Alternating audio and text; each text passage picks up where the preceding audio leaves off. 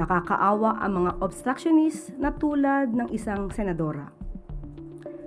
Nagre-rely, gumagamit ng fake news para makapanira lamang. Ano po ang reaksyon ng Malacanang sa naging pahayag ni Senator Amy Marcos na ang administrasyon ay tulog at lasing sa kapangyarihan at tila nawawala na po yung focus ng administration sa mga mahahalagang issue? Napanood po natin mismo, personal, ang nasabing pagsasalita at pagtatalumpati ni Senator Amy Marcos sa INC rally kagabi. At ito po ang komento ng PCO bilang kumakalaban at lumalaban sa fake news. Namutawi kay Senator Amy Marcos ang mga salitang magpapaigting ng galit sa gobyerno. Ang paninira sa Pangulo at sa gobyernong ito. Nakakaawa ang mga obstructionist na tulad ng isang senadora. Nagre-rely, gumagamit ng fake news para makapanira lamang at para kalat ang mga ganitong klaseng maling impormasyon.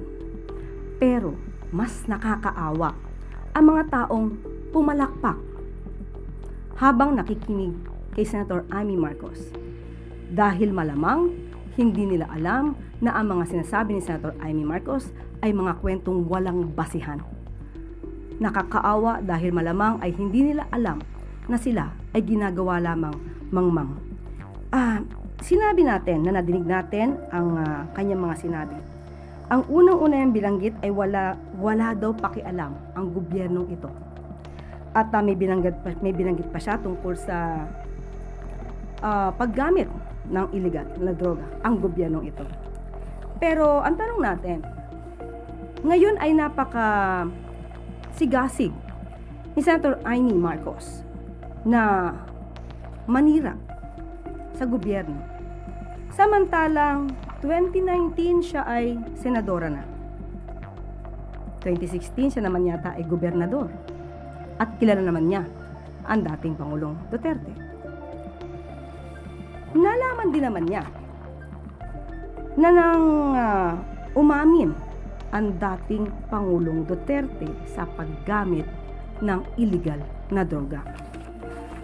Pinaghandaan po natin talaga ito para maipakita natin kung sino ba talaga ang gumagamit ng illegal na droga sa panahon na siya ay Pangulo na. Pero sa mga pag-amin na ito ni dating Pangulong Duterte, tumahimik siya at wala siyang anumang pintas. Maliban pa dyan, bakit natin sinasabi na walang basihan ang kanyang mga sinasabi? Dahil pinag-iigting niya ang galit sa mga farmers at mga mangingisda na mga kababayan natin at sinasabing walang tulong na pinapaabot ang gobyerno. Hindi natin alam kung Senator Amy ay bulag, nagbubulag-bulagan o talagang pinipikit lamang niya ang mata niya sa katotohanan para magamit siya sa paninira sa gobyernong ito. Marami na po ang naipaabot na tulong ang ating gobyerno, lalong-lalo na sa ating mga magsasaka at sa mga mangingisda. Ilan lamang ito sa ibibigay ko sa inyo na mga ebidensya. June 30, 2026, 186 Pangasinan fisherfolk received livelihood grants. Bago lamang po ito.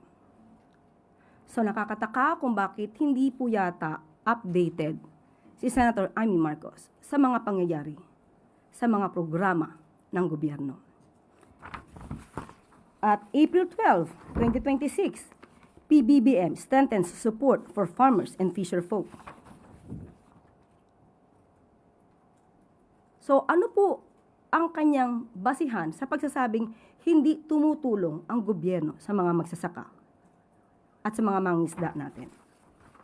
At ito pa po, June 12, 2026, PBBM Food Assistance Program reaches 703 Camiguin farmers, fisherfolk. So hindi po ba mas nakakaawa ang mga taong nakikinig sa kanya? Dahil kung hindi magkakaroon ng pagsusuri ang mga nakikinig ay talagang mananatili silang mangmang sa katotohanan.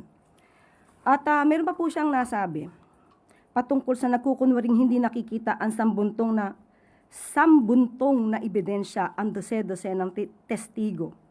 Itong baha at flood control na lulunod sa atin lahat. 2019, naging senadora si Senator Amy Marcos. 2020, uulitin natin. Umamin si dating Pangulong Duterte na marami siyang ghost projects. 2018, nagsabi si Congressman Andaya na maraming flood control projects na hindi maayos. Nasaan siya? Nagpa-imbestiga ba siya? So, ang nakaka lamang, bakit nung panahon kaya ni dating Pangulong Duterte, siya ay nanahimik? At ngayon lamang siya nag-iingay habang ang kanyang kapatid, si Pangulong Marcos Jr., ay masigasig na mapanagot ang dapat na mapanagot.